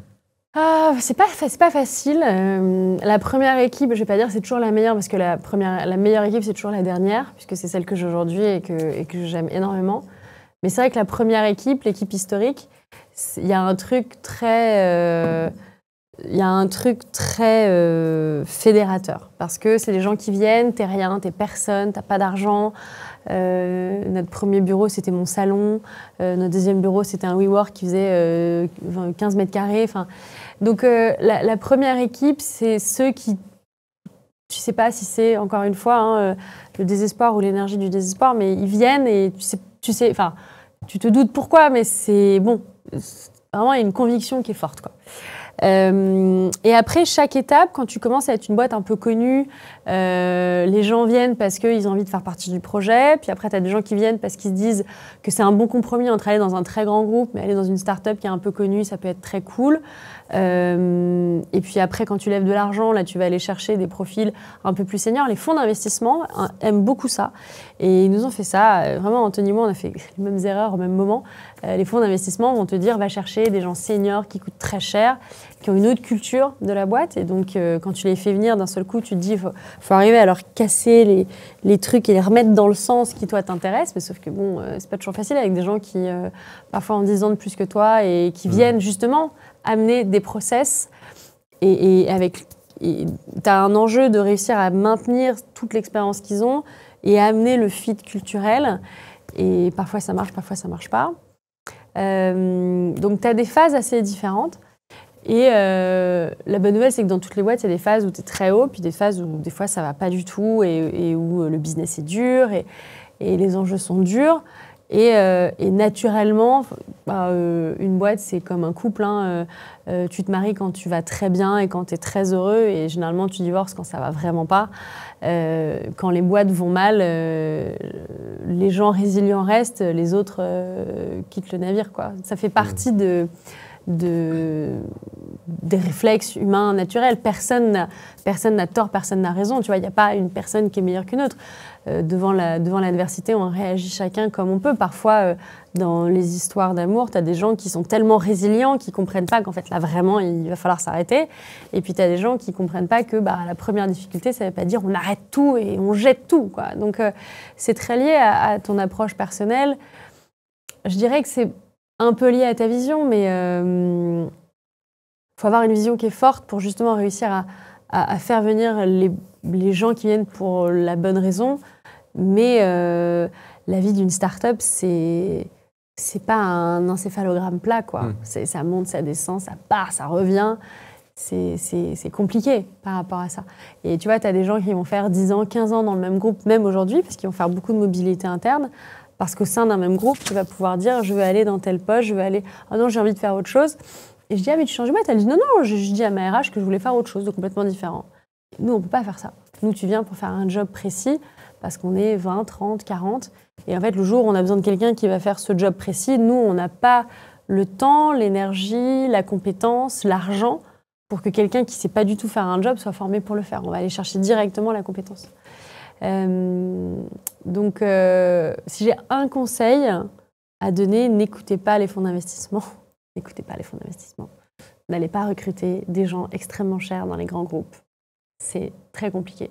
J'ai de très bons contre-exemples. Mon directeur des opérations, il y a 6 ans que je suis avec lui, ancien de L'Oréal, gars brillantissime. Mais j'ai aussi plein de contre-exemples. Donc, c'est... Et puis surtout, recruter... Ce qui a le mieux marché, si je prends le prorata au fur et à mesure, ce qui a le mieux marché, c'est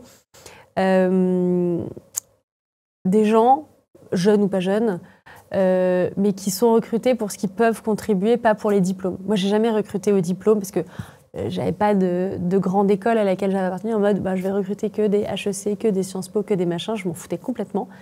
Et en fait, je regardais vraiment jamais les écoles dans les CV. Je regardais ce que les gens avaient accompli, je regardais beaucoup leurs hobbies, les choses connexes de leur vie et ce qu'ils amenaient jour J avec eux. Qu'est-ce qu'ils étaient capables de faire, qu'est-ce qu'ils avaient envie de faire. Donc, et ça, c'était important. Hard skills ou soft skills? En fait, c'était 50-50. 50%, c'est qu'est-ce que tu sais faire factuellement, tu sais faire quoi. Donc on a historiquement fait beaucoup de business case pour énormément de postes chez June. On faisait toujours signer des papiers en disant voilà, on s'engage nous à jamais nous servir de ton business case si on te recrute pas. Mais par contre, tout le monde fait un business case. Plus ou moins dur en fonction de l'importance stratégique des postes. Et à côté, il y avait vraiment la partie qui tu es en tant que personne. Parce que tu peux faire monter en compétence quelqu'un, tu ne peux pas faire monter en humanité un con. Les rares fois où on n'a pas écouté notre instinct, on s'est dit quand même, il est vraiment brillant, bon oui, il est un peu comme ci, comme ça, on s'est toujours pris les pieds dans le tapis. Parce que déjà, tu as le droit d'évoluer dans ta vie. Donc, tu as le droit, jour 1, tu vois, de dire je suis hyper enthousiaste, je suis très content d'être là. Et puis, tu as des parcours de vie, tu peux avoir des ruptures, des choses difficiles qui se passent dans ta vie et qui d'un seul coup rendent ton quotidien plus difficile et qui te rendent toi plus difficile dans ton quotidien avec les autres. Donc ça, c'est la vie quoi, qui arrive. Mais parfois, juste, tu ne recrutes pas les bonnes personnes. Et c'est important de s'en rendre compte vite, parce que sinon, après, ça peut faire... Et au début, je pense que c'est un de mes gros défauts. C'est toujours très compliqué pour moi d'accepter de faire de la peine ou du mal à des gens. Et donc, dire à des gens, on va arrêter l'aventure, en gros, fin de période d'essai, licenciement, etc., les premières fois, ça m'a brisé le cœur. Brisé le cœur parce que je me dis, mais tu manques à ta mission, tu as recruté quelqu'un et tu n'es pas capable de garder cette personne. Et en fait, quand tu acceptes le fait que c'est un moment douloureux, quoi qu'il arrive, tu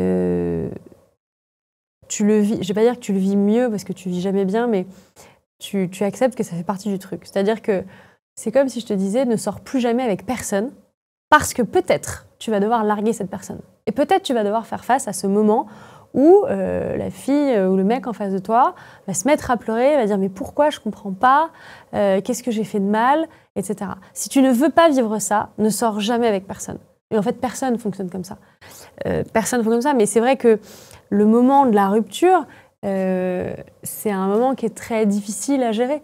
Et jamais personne se fait larguer et réagit en disant « bah oui, c'est vrai, tu sais quoi, t'as raison. J'étais pas vraiment une meuf à la hauteur, j'étais pas assez sympa, je faisais pas assez bien l'amour, t'as raison. Et tu sais quoi, tout ce feedback très constructif, je vais m'en servir et j'espère qu'avec mon prochain mec, ça ira mieux, quoi. » Personne réagit comme ça. Dans aucun monde. Parce que t'as mal, parce que ça te touche, toi. Et donc, c'est normal que ça soit un moment douloureux et difficile. Et une fois que tu as accepté ça, ça ne le rend pas plus facile pour toi, ça ne le rend pas plus facile pour l'autre, mais ça enlève le côté injustice. Je reviens à différentes phases liées justement à l'équipe. Tu évoquais tout à l'heure les différentes équipes, notamment dans une phase de résilience. Quelle a été une des phases de résilience du projet? Est-ce qu'à un moment donné, tu t'es dit... là, c'est vraiment chaud, c'est vraiment compliqué, peut-être qu'on va devoir arrêter. Je me suis jamais dit qu'on allait arrêter. Okay. Jamais. Je me suis jamais dit on va arrêter. Il y a eu plein de phases. En fait, une boîte qui grandit, qui grossit, le nombre de joies peut grandir avec, mais ce qui grandit avec certitude quand ta boîte grandit, au-delà de l'argent et le nombre de clients, c'est le nombre d'emmerdes. Et les emmerdes sont de plus en plus gros. Proportionnel à la boîte. Et la bonne nouvelle, c'est que tu as de plus en plus de gens donc qui peuvent traiter de plus en plus d'emmerdes. Mais le problème, c'est que, étant CEO, c'est toujours toi qu'on va chercher pour traiter les emmerdes les plus gros que tous les gens avant n'ont pas réussi à traiter. Et donc, ce qui fait que ton job devient assez rapidement de traiter des emmerdes de plus en plus stratosphériques. Donc, paradoxalement, alors que ta boîte va de mieux en mieux et de plus en plus grosse, etc., tu passes quand même une partie de ton temps à traiter des problèmes de plus en plus chiants et de plus en plus difficiles. Mais ça, c'est vrai partout. Dans toutes les boîtes, quelles qu'elles soient. C'est vrai chez Tesla, c'est vrai, c'est inhérent aux boîtes. Puisque, ce qui n'est pas logique, tu as maintenant plein de gens qui peuvent traiter les petits problèmes, les problèmes moyens, les problèmes un peu graves, quand vraiment c'est grave. C'est toi qu'on va chercher. Et donc, je dirais pas qu'il y a eu une phase qui était vraiment pire qu'une autre. eu plein de phases différentes. Le Covid, c'était dur, mais parce qu'on travaillait beaucoup, parce qu'il fallait livrer beaucoup de couches, parce qu'il y avait beaucoup de gens qui avaient plus de couches et il y avait beaucoup d'anxiété et c'était un moment très anxiogène pour tout le monde, pour les gens, pour nous en tant que dirigeants. Moi, en plus, j'ai une maladie auto-immune, donc je pouvais vraiment pas sortir de chez moi. J'étais vraiment très flippée, j'avais vraiment peur de mourir. Donc ça, c'était une phase qui était vraiment pas facile. Le retour de mon congé mat a été très compliqué. Il s'était passé beaucoup de choses qui m'avaient beaucoup déplu, donc c'était pas simple. Voilà, il y a eu des phases, mais c'est comme dans une vie, c'est comme dans une relation, quoi. Il y a des moments où ton partenaire de vie t'entend trop bien, puis des fois, pendant 3 mois, 6 mois, 1 an, c'est hyper dur et tu sais plus par quel bout y prendre. C'est la vie, hein. Tu l'as évoqué en début d'épisode, il y a un acteur très connu sur votre marché qui a un peu une sorte de monopole. Comment tu fais lorsque tu te bats contre des géants? Quels outils tu utilises? Comment on gagne face à eux? Ou en tout cas, comment on essaie, avec ces armes, de gagner quelques petites batailles les unes après les autres pour pourquoi pas un jour gagner la guerre? Alors, tu gagneras jamais la guerre. Ou alors, si tu la gagneras, ce ne sera pas toi qui vas la gagner. Ce sera dans 10, dans 20 ans, dans 30 ans, parce que un gros fonds, une grosse marque, un gros truc t'aura racheté, aura propulsé ta marque à hauteur d'eux. Mais c'est sûr que ce n'est pas moi qui, demain, vais avoir 40%. C'est pas le June de Carole qui, demain, aura 40% du marché mondial. Mais ce n'est pas ce que je veux. Moi, je veux 3% dans tous les pays. Donc, j'ai 3% en France. Je n'ai pas encore 3% en Allemagne. Je pense que j'ai 3% en Belgique. Donc, je sais où je vais et je sais comment j'y vais. Et, pourquoi tous les pays? Excuse-moi, je te coupe. Parce que pourquoi pas? Est-ce que tu préférerais pas plutôt être plus présente dans 1, 2 ou 3 pays plutôt que de diversifier dans plein de pays? Est-ce qu'il y a quelque chose? Non, parce qu'il y a un rapport produit-marché qui est important. Aujourd'hui, on fait un produit qui est un petit peu premium. On n'est pas dans le luxe, on n'est pas le Burberry de l'hygiène et du soin, mais on est dans les pharmacies, dans les parapharmacies. Donc, on ne peut pas avoir 50% d'un marché en étant dans un produit qui n'est pas un produit ultra mass market ou un produit un peu discount, surtout dans le monde dans lequel on vit. Cézanne ne va jamais te dire « je veux habiller 50% de la population française ». Mais même 50% des femmes dans la tranche d'âge, c'est pas possible. Parce qu'il y a un sujet de pouvoir d'achat, il y a un sujet de style, il y a un sujet d'accès, enfin, etc. Donc, il faut pas, je vais pas dire qu'il faut pas avoir les yeux plus gros que le ventre, mais il faut toujours être réaliste dans ses ambitions. Et je pense qu'on a plus à y gagner que l'inverse. Un truc qui est assez marrant, quand on regarde les business plans faits par les femmes et les business plans faits par les hommes ils n'ont aucun problème à dire « moi, je vais faire une appli, sous 3 ans, ça fait 60 millions, j'ai 100 millions d'utilisateurs, etc. » Le même concept fait par une femme, dire « alors, dans 3 ans, je ferai 1,2 million de chiffre d'affaires. » Et le conseil que je leur donne, je dis « vous rajoutez toujours un zéro. » Parce que les femmes sous-ambitionnent leur projet, les hommes surambitionnent le truc. En disant « moi, si je le fais, il faut vraiment que ce soit un carton ultime de la vie, des machins. » Et souvent, d'ailleurs, les entrepreneurs hommes ont une capacité à surinvestir et à surinventer des trucs en présentant des chiffres absolument démentiels, etc., qui sont très loin de la réalité.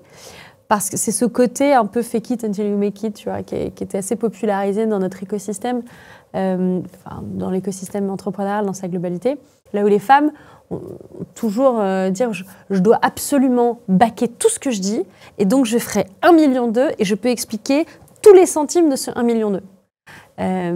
Parce qu'elles ont trop peur qu'on ne les croie pas, qu'on les re-challenge sur ça. Et donc, ça va être très conservateur et très précis et très méticuleux. Je ne me rappelle plus de ta question de base. Comment on fait pour faire face à des concurrents énormes comme ça? Et ben voilà, et ben je pense qu'on a un plan solide, une exécution, une très très bonne exécution et une ambition réaliste. C'est-à-dire que dire je veux renverser cet acteur américain, c'est pas une ambition réaliste. Peut-être que si j'avais fait June en étant un mec, j'aurais dit ça. Mais je suis pas un mec. Et mon ambition, elle est réaliste, honnête, louable Mais c'est pas des mots qu'on va vouloir mettre, on va se dire « Oh, c'est un petit business de merde », mais en fait, non. Quand on réussit à faire 20 millions de chiffre d'affaires, c'est pas un petit business mignon. Je fais pas 1,2 million ou 1,3 million au bout de 8 ans. C'est un truc qui est plus gros, qui est plus puissant. Et parce qu'on le fait pas en écrasant les autres, on le fait pas en défonçant les autres. On dit non, mais nous, on tire le marché vers le haut et on est content, quoi. Aujourd'hui, la marque June, c'est une marque multiproduit. Quand tu l'as lancée, il y avait juste la couche, sauf erreur. Il y avait la couche et très très vite, au bout de quelques mois, il y a eu les lingettes. D'accord. Et au bout de quelques mois, il y a eu les premiers produits cosmétiques. Et c'est quoi qui fait le switch où tu te dis je veux être un multiproduit? Est-ce que dès le départ, il y a cette vision? Ah ouais, Okay. Jour 1, avant même, parce qu'on s'est dit le colis va rentrer chez la dame tous les mois. Il faut qu'on lui mette les produits dont elle a besoin. Pas juste la couche, mais vraiment toute la gamme de produits dans la chambre, dans la salle de bain, pour son bébé. Pour elle, on n'avait pas anticipé qu'elle allait vouloir des produits pour elle, parce qu'elle allait avoir un attachement à la marque qui fait qu'elle avait envie d'avoir des produits pour elle. Donc la partie pour la maman, on n'avait pas forcément anticipé. Mais par contre, les produits pour le bébé, on s'est dit non, on fait la couche, on fait ce qui va avec. Et c'est vrai que ça a très bien marché parce que c'était assez cohérent. Les deux allaient bien ensemble. Donc tu me dis tous les mois, donc vous avez créé aussi un modèle MRR. C'est que maintenant non, parce qu'on fait de la pharmacie, on fait de la GMS, mais le modèle en ligne, c'est purement MRR, c'est de l'abonnement qui tombe tous les mois. Ok. Et en termes de récurrence, de churn, là on en a besoin de toute façon tous les mois. Ouais. Dès que qu'on est convaincu, finalement, on y reste jusqu'à ce qu'on n'en ait plus besoin. Exactement. Ok. Et ça, cette vision, tu l'as tout de suite eue dès le premier jour? Jour 1. Parce que tu avais justement cette capacité à te dire, le produit va tomber tous les mois. On sait, entre guillemets, si le produit est bon, que la dame va rester tous les mois. Donc, à nous de rendre le produit un peu excitant en changeant les imprimés pour qu'il y ait une petite nouveauté, il y a un truc un peu sympa tous les mois. Et ça, c'est vrai qu'en termes de business model, c'est imparable, quoi. Parce que tu sais, tu as un modèle prédictif qui te dit exactement, je vais faire tant d'argent, tant d'argent, tant d'argent, tant d'argent, tant d'argent. Tu parles souvent notamment de ton attrait pour la culture américaine, beaucoup plus direct, plus orienté performance, vision. Comment est-ce que concrètement tu l'intègres au quotidien dans tes décisions avec June?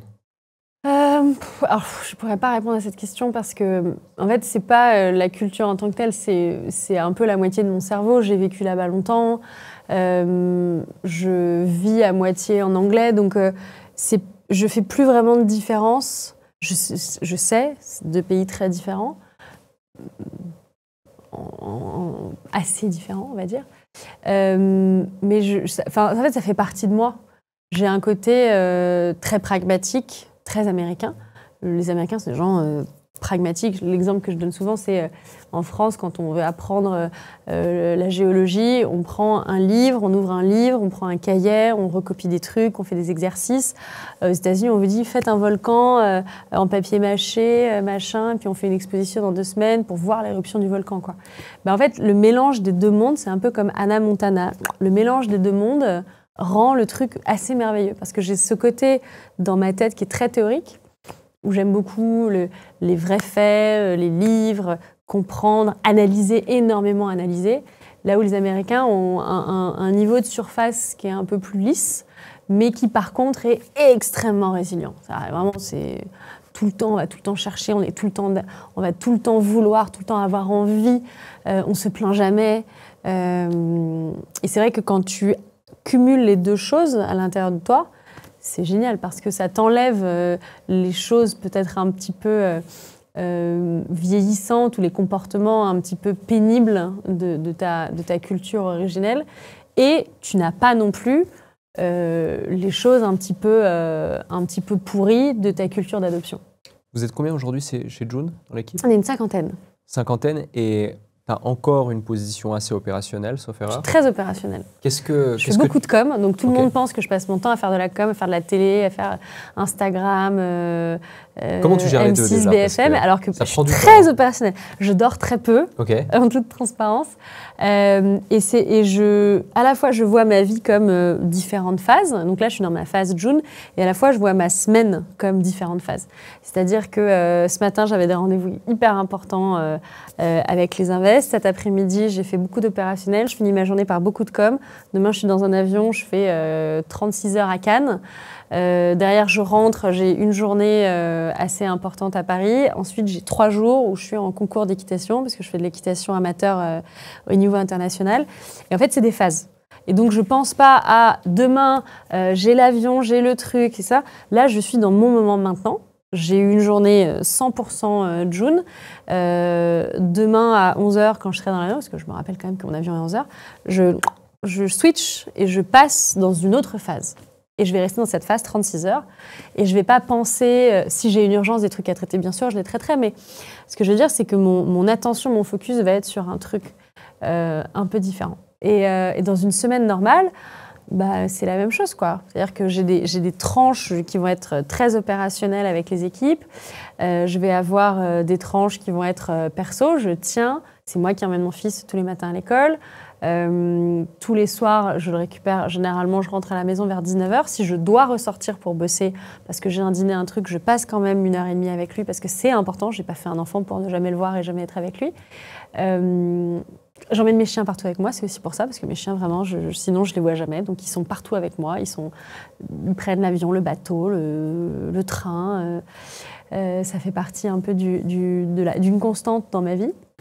Et les gens dans mon entourage savent que c'est comme ça. Mon assistante sait que y a des semaines qui sont plus faciles que d'autres. Cette semaine, elle n'est pas très facile, parce que demain on part tôt, on rentre tard. Voilà, mais... C'est une phase. Je ne ferai pas ça 50 ans de ma vie. Ça fait 8 ans que je fais ça. Je vais faire ça encore un certain nombre d'années. Mais je n'ai pas une corde autour du cou et j'adore ce que je fais, quoi. Enfin, je suis la dernière personne à être plainte d'avoir un métier captivant où elle a des opportunités de ouf, de faire des trucs dingues, juste parce que c'est fatigant. Oui, c'est fatigant. Cette notion de phase, justement, tu l'as appliquée depuis quand? À quel moment tu t'es dit, il faut vraiment que je segmente ma vie comme ça? Parce que, oui, tu fais beaucoup de com, par exemple. Tu gères aussi, tu parlais d'équitation, tu as différents centres d'intérêt, tu as un enfant. Et pour autant, tu es très opérationnel dans ta boîte. Une boîte qui est en croissance, une boîte qui a des objectifs, une boîte qui a levé des fonds, une boîte qui a envie de plus d'impact, qui a 50 collaborateurs. Donc, il y a des vrais enjeux. Ouais. Beaucoup d'entrepreneurs qui nous écoutent n'arrivent pas forcément à concilier leur vie pro, leur vie perso, n'arrivent pas à se concentrer sur des tâches à haute valeur ajoutée, n'arrivent pas à sortir de l'opérationnel lorsqu'ils en ont envie. Et est-ce que tu as un secret?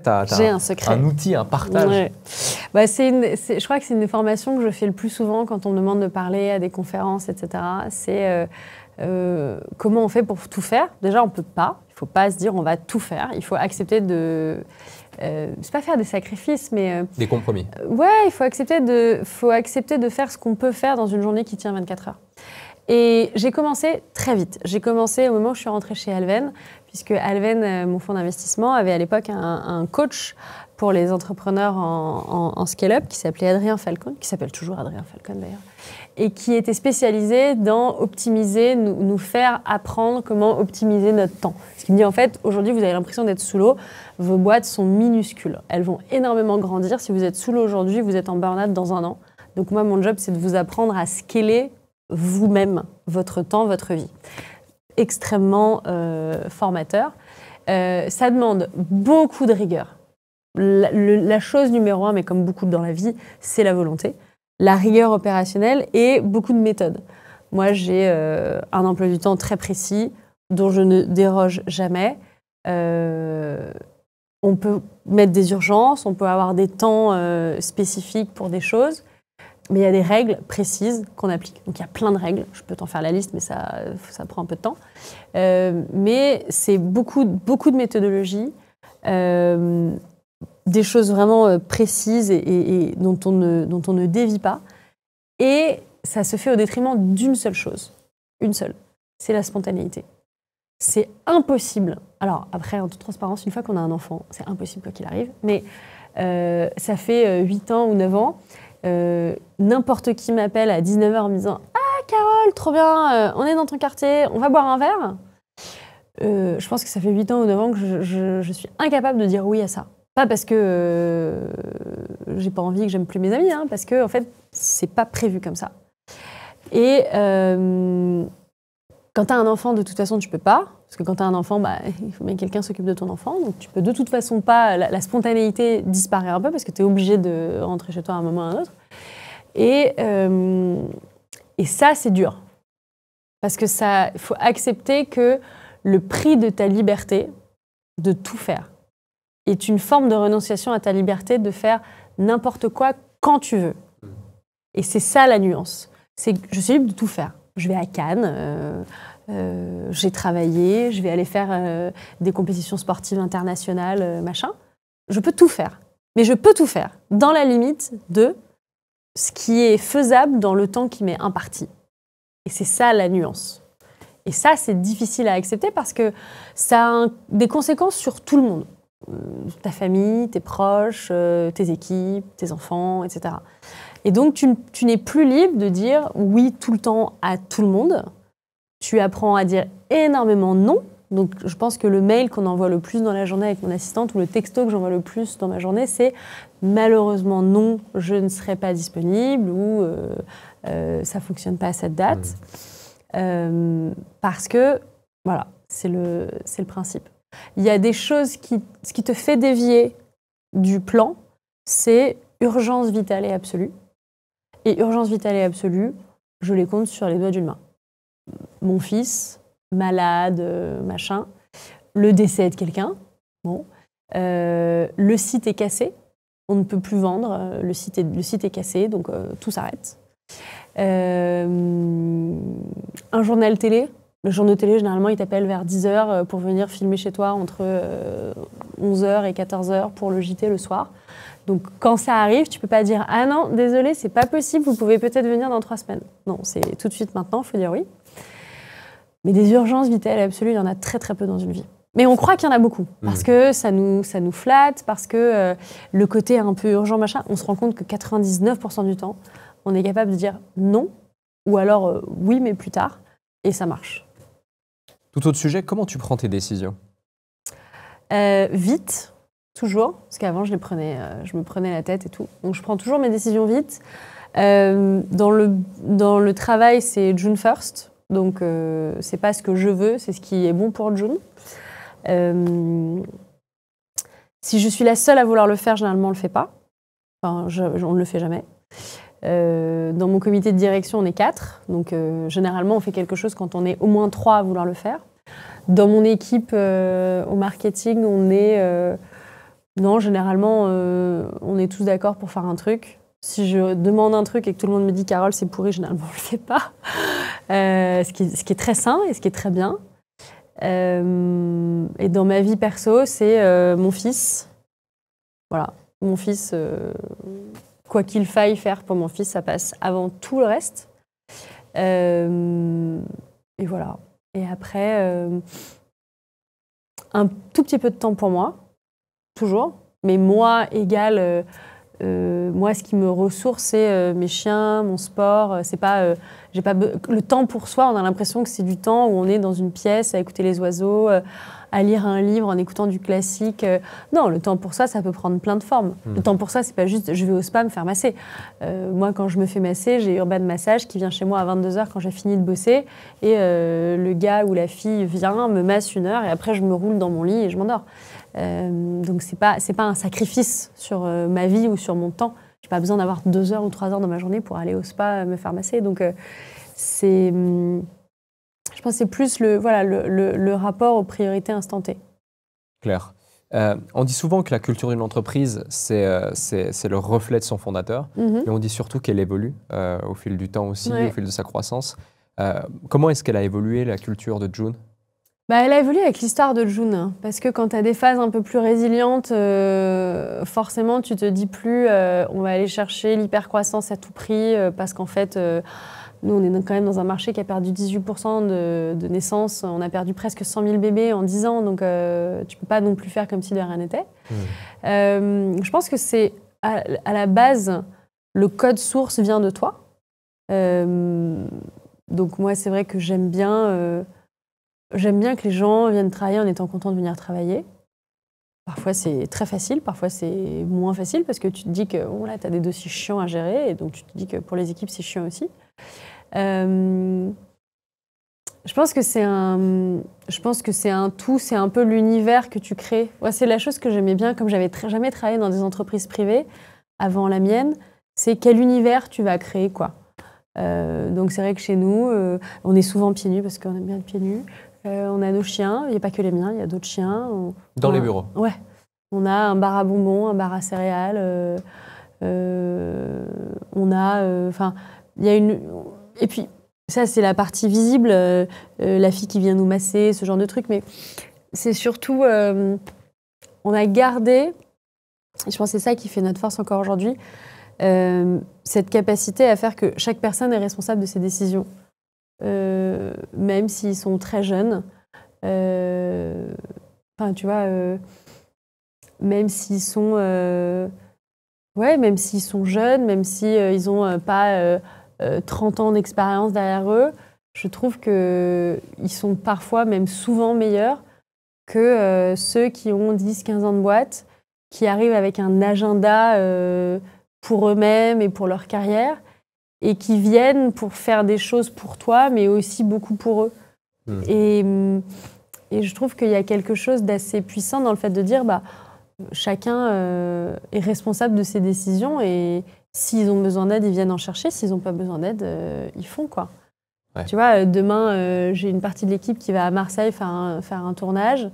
Ça va nous coûter pas mal d'argent. Bon, j'y suis pas, quoi. Parce que j'ai confiance en eux, parce que je sais qu'ils ont tout très bien préparé. Ils m'ont montré au fur et à mesure quand ils avaient besoin. Soit ils me montrent pour information, soit ils me disent là, on ne sait pas trop, qu'est-ce que t'en penses. Mais j'ai confiance en eux. Et à la fin, c'est pas moi qui l'ai fait, c'est pas du tout mon exécution, c'est vraiment leur talent qui a parlé. Et j'ai une confiance absolue dans le résultat. Cette autonomie et cette responsabilisation, elle est assez difficile à lâcher pour beaucoup d'entrepreneurs. Ouais. Tu as tout de suite eu ça, ou tu as pris conscience après coup que c'était nécessaire lorsque l'on scale? Tu prends conscience déjà en grandissant. Et en fait, c'est un peu comme quand tu as un enfant, quoi. Ton enfant, chaque jour de sa vie, se détache de toi. Quand il apprend à manger sans toi, quand il apprend à marcher sans toi, quand il apprend à parler, il a moins besoin de toi pour communiquer avec les autres. Quand il va aller à l'école, il va avoir envie de passer du temps avec d'autres gens. Quand il va être adolescent, il va aimer d'autres gens. Puis après, il va déménager de chez toi. Puis après, il va revenir qu'une fois tous les 3 mois, 3 ans chez toi. Et une boîte, c'est pareil, tu vois. Il faut accepter que tout n'est pas sous ton contrôle. Toi, ton job, c'est pas de contrôler les gens, de contrôler les choses, contrôler ton environnement, contrôler ton marché. Tu peux pas contrôler ça. Et ça, je pense que c'est un truc que j'avais d'avant. Le fait de se dire, ça sert à rien, j'ai souvent eu ça, ça sert à rien de s'énerver, de se rendre malade, d'avoir peur de choses qui ne sont pas sous ton contrôle. Parce qu'en fait, tu te rends malheureux pour, je ne vais pas dire pas pour rien, mais tu te rends malheureux pour des choses qui ne dépendent pas de toi. Tu as le droit d'être malheureux, tu vois, tu trompes quelqu'un, tu lui fais du mal de toi-même. Ça a le droit de te rendre malheureux, parce que tu te dis, mince, j'ai mal agi. Mais tu ne peux pas te rendre malheureux pour quelque chose qui ne t'incombe pas. Parce qu'en fait, sinon, ta vie n'est qu'un malheur sans fin, quoi. Comment tu fais justement pour lâcher prise, ou juste pas forcément prendre la responsabilité? Encore une fois, c'est de la rigueur, c'est de la méthode mentale. Du travail sur soi. Ouais, typiquement, beaucoup de travail sur soi. Depuis que tu es ado, tu as un suivi psy, tu fais également de la CNV. Est-ce que ce travail sur soi... C'est quoi la CNV? Ah, la communication non violente. Ah oui, pardon. Est-ce que tu penses que justement ces éléments que tu as mis en place depuis toutes ces années font que ça t'a aidé à être un bon leader? C'est sûr. C'est sûr, parce que ça t'amène à avoir une forme de réflexion sur qui tu es, ce que tu fais, pourquoi tu le fais. Ouais. C'est vertigineux pour les gens autour de toi, parce que tu as plein de gens qui ne travaillent pas sur eux, qui ont peur de travailler sur eux, qui n'ont pas envie, qui n'ont pas soit la capacité, soit l'envie d'exprimer les choses. Et à la fin, c'est John Keats qui disait « La vérité est beauté, la beauté est vérité ». Mais c'est très dur, la vérité. C'est très difficile. Enfin, je veux dire, moi, c'est en fait, chez June, tout le monde a le code de mon téléphone. Vraiment, tout le monde a mon téléphone, toute mon équipe a le code de mon téléphone, ils prennent mon téléphone pour faire des trucs avec mon téléphone. Je m'en contrefous. Et pourtant, dans mon téléphone, j'ai des choses, j'ai des textos perso, j'ai des trucs perso, j'ai des photos perso, etc. Mais déjà, j'ai confiance dans les gens, quand même. Et en plus, il n'y a rien que je ne fasse dont je n'ai honte ou dont je n'ai peur.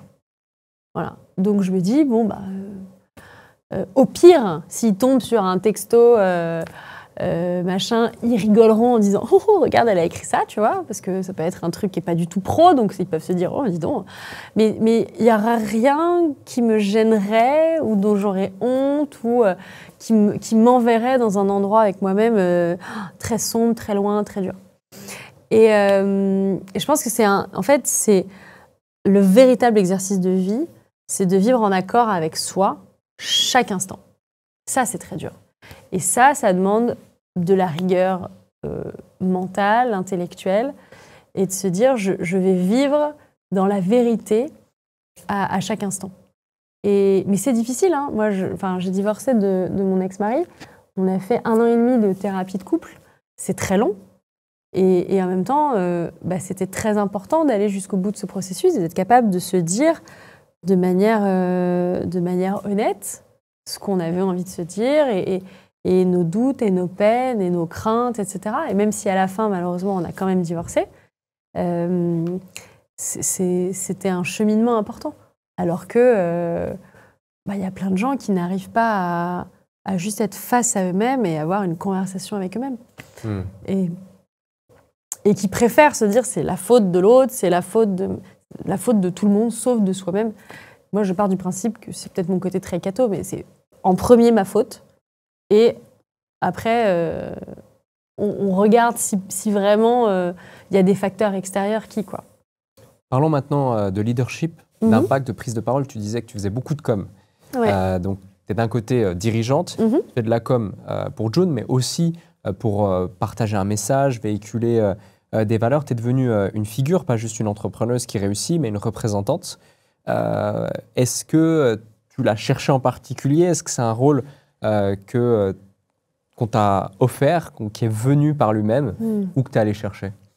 J'ai une agence de com qui m'accompagne depuis le début.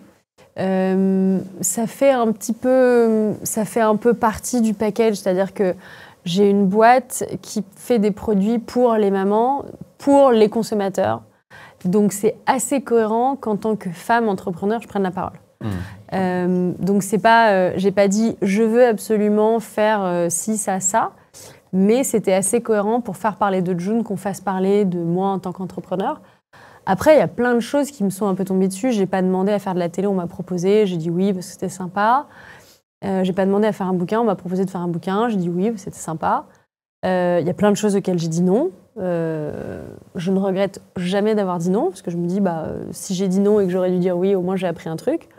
Mais c'est vrai qu'il y a très peu de choses où je me dis, quand même, t'aurais dû dire oui. Non, en fait, c'est des exercices différents. C'est un côté assez plaisant. Il y a des tas de trucs qu'on a ratés. Hein. On a lancé une chaîne sur Twitch pour animer un live Twitch autour de la parentalité. Ça n'a jamais pris. Voilà, moi, j'étais ravie de l'avoir fait. J'étais ravie de le tester. C'était dense, c'était intense. C'était opérationnellement très difficile. Mais j'étais ravie de l'avoir testé, quoi. Je trouvais ça sympa. C'était chouette. Donc, c'est pas... encore une fois, chacune des choses que je fais, je le fais avec plaisir. Il y a des années où j'ai moins communiqué que d'autres, où j'étais plus fatiguée, où j'avais moins envie, où j'avais moins de choses à dire. Puis il y a des années où j'ai beaucoup plus communiqué, où j'étais beaucoup plus présente, beaucoup plus visible. C'est une question d'opportunité. Après, c'est vrai qu'on n'est pas énormément de femmes entrepreneurs. Alors, avant, je disais on est de plus en plus, mais c'est moins vrai maintenant, malheureusement. Et c'est vrai que c'est important qu'on existe, quoi. C'est important qu'on continue de faire du business et de faire du business. C'est-à-dire qu'on n'est pas juste femme entrepreneur parce qu'on a monté une boîte et qui fait un peu de chiffre d'affaires. Non, on fait du business. C'est quoi la différence pour toi? En fait, il faut arriver à s'enlever cette culpabilité du fait de dire je veux que mon entreprise elle fasse beaucoup d'argent. Pas parce que je veux avoir beaucoup de yachts ou beaucoup de chiens, mais parce que plus mon entreprise fera de l'argent et plus elle va être capable de faire bouger les lignes de son industrie. Et ça, c'est une forme de culpabilité qui est très compliquée à accepter. Il y a un problème de moi, en plus, moi je suis très catho, donc l'argent, l'argent, la religion, c'est pas foufou. Et en fait, il faut sortir de ça. Et il faut être capable de se dire, mon entreprise, elle n'a pas réussi parce que j'ai beaucoup de followers sur Instagram, elle n'a pas réussi parce que les gens disent que je suis formidable, elle a réussi parce qu'elle fait beaucoup d'argent, de plus en plus d'argent. Et c'est ça qui est important. Enfin, à la fin, la valeur je ne fais pas une association, je fais un business. Et dans l'art, la valeur, entre guillemets, le meilleur film de l'année, c'est celui qui a soit eu le plus d'entrées, donc qui a fait le plus d'argent, soit celui qui a eu le plus de prix, et donc qui a reçu le plus de prestige. Et il n'y a pas de honte derrière ça, quoi. On ne se dit pas, c'est pas vrai, non. Et donc, moi, je milite pour ça. Et cette notion, justement, d'accompagner la femme, de militer pour qu'il y ait plus de femmes qui entreprennent, ou en tout cas qui véhiculent, qui osent plutôt entreprendre, aller dans la direction de leur projet, de leur chemin. Tu réalises qu'on ne dirait jamais à un homme, on ne réunirait jamais 250 hommes pour leur dire « Osez, messieurs, osez monter des boîtes, ça serait génial !» Pourquoi ? Parce que tu vois, nous par exemple… C'est un sujet de mindset, c'est changer le mindset, c'est tout le sujet autour… Il y a beaucoup de convergence autour des sujets sur la femme. La peur doit changer de camp, l'importance de dire non, préserver notre intégrité physique, sexuelle, MeToo, toutes ces choses-là sont interconnectées par… Nous avons une volonté propre qui, historiquement, dans un système social traditionnel, était moins importante que la volonté propre d'un homme, de par nos structures familiales, de par le fait que, il y a 60 ans, on n'avait pas le droit de vote. Donc, on part quand même d'un endroit où on était un être inférieur dans la société. C'était pas il y a 300 ans. D'accord ? Il faut remettre les choses à leur place. Et donc, au final, c'est pas un combat, c'est une somme de petits combats. Et le fait d'être capable de dire « j'assume d'être une femme et de faire du business, mais je suis aussi une maman, je suis aussi la compagne de quelqu'un, la mère de quelqu'un, la mère de mes chiens, la mère… Je suis cet ensemble-là. Et en fait, ça ne me rend pas moins efficace je suis pas une moins bonne maman ou une meilleure maman parce que je suis entrepreneur. Ça ne m'enlève pas mes qualités maternantes d'être entrepreneur. Ce sont des pôles dans ma vie et en fait, j'existe dans chacun de ces pôles. Et donc, on se doit de dire aux femmes, ose sortir du rôle dans lequel la société, ton héritage social, ton héritage religieux, ton héritage culturel, ton héritage géographique, te dit « va ». Parce que quand vous êtes une fille que vous habitez… Moi, j'ai grandi en Auvergne, donc je n'ai pas grandi dans les beaux quartiers à Paris. Et aujourd'hui, il y a certainement des jeunes filles en Auvergne qui sont entourées de jeunes filles qui ont des vies peut-être des aspirations plus traditionnelles. Et c'est OK, franchement, on n'est pas là pour juger les aspirations des gens. Devenir entrepreneur n'est pas une fin en soi. On peut être un excellent salarié, on peut être un excellent fonctionnaire, on peut être un excellent parent au foyer. Il n'y a pas de hiérarchie de meilleur ou de quoi que ce soit. Et c'est sûr que si vous êtes entouré de 10 personnes qui ont des aspirations plus traditionnelles, d'oser dire « moi, j'aspire à autre chose », c'est perçu par le reste du groupe comme une forme de rejet, de mépris. Tu ne veux pas être comme nous parce que ce que nous sommes, ça n'est pas assez. Et en fait, non, je ne veux pas être comme vous parce que je suis moi et que je suis différente. Complètement, ouais. Et en fait, c'est pas grave. Il n'y a pas de forme de rejet, de mépris, de choses. Et toutes ces choses-là participent à cet inconscient collectif qui fait qu'on se sent imposteur. Et puis quand on foire, les gens viennent dire en même temps, je m'en doutais bien que tu allais foirer, etc. Et c'est important d'embrasser comme ça la différence et de se dire elle veut faire autre chose, c'est bien, tant mieux pour elle. Sans que ça ne projette quelque chose sur soi. Et ça, pour moi, c'est le message. C'est pas tant ose, Parce que moi, j'ai pas envie de dire à des hordes de femmes « ose devenir entrepreneur ».